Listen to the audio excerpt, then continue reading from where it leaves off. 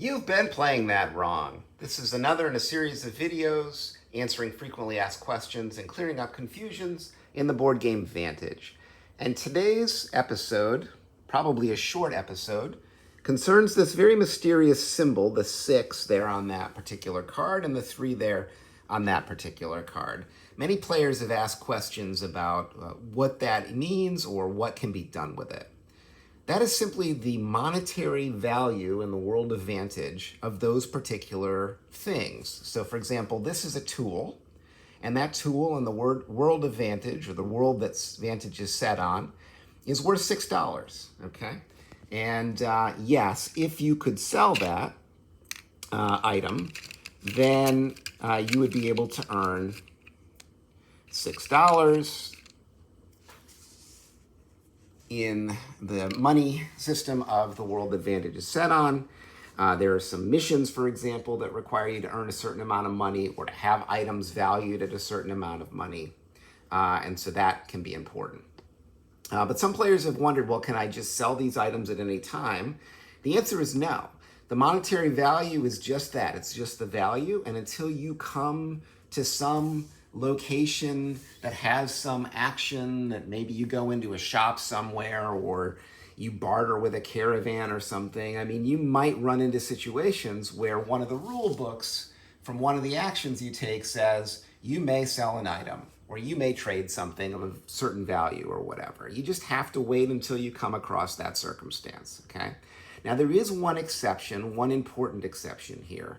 There is a scenario where you can guarantee yourself to sell something. And it's not well known, okay? But there's a buy action on all of the characters, which is an orange action.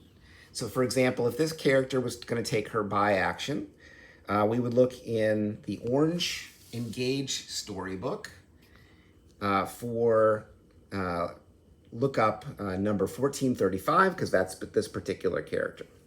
And you've probably taken that action at some point before. You'll get a list of things that you can buy. You run into a traveling merchant and you can buy something, maybe this tool, for example, that would be added to your grid. And that's all the storybook says. However, there's an official change to the way the buy action works, which is not represented in the storybooks. It is represented on the online Rule Pop app, web app, which basically replicates the rule books. And one of the advantages to that online lookup is it's a little bit faster, but it also will include any kind of errata that's been published, or in this case, kind of a rule change. And the buy action now reads, you may first, before buying something, sell up to one item from your grid or from your reserve. So if I took the buy action, and if you're willing, if your group is willing to play with that updated rule, then I might, for example, first sell this item, collect $6, and use that $6 to buy one of the options on the card. Okay, so in sum, this symbol merely indicates value. It's usually something you can't do anything about until you come across a scenario in one of the rule books that suggests that the action you take allows you to sell or trade an item in your grid or in your reserve.